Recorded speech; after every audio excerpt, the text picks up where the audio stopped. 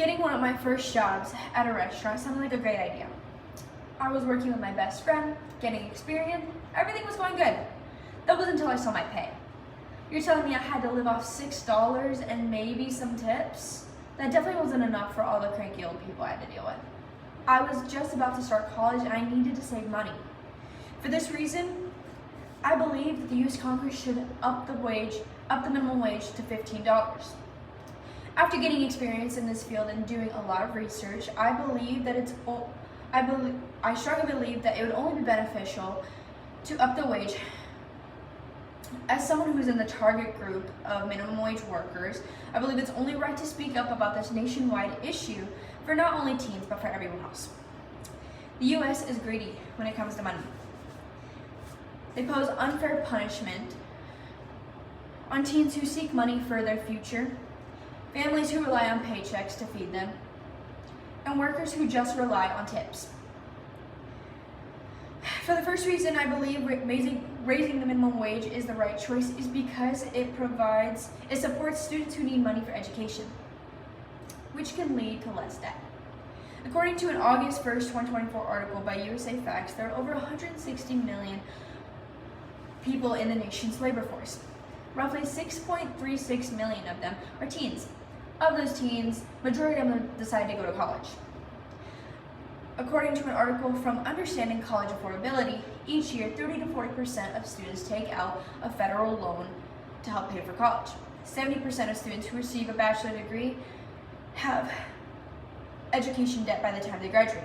If wages were raised to $15 an hour, there would be a decrease in the percentage of students who decide to get a loan, and this would lead to less debt, making that debt more affordable.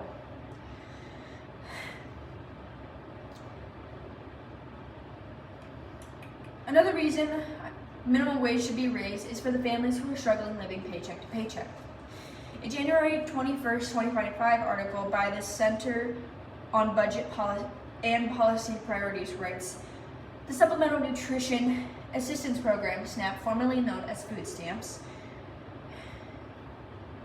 is the nation's most important anti-hunger program, reaching some 40 million people worldwide in 2024.